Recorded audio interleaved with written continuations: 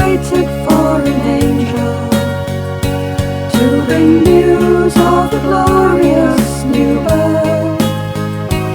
And they travelled to Bethlehem to seek him, with their hearts full of hope for peace on earth.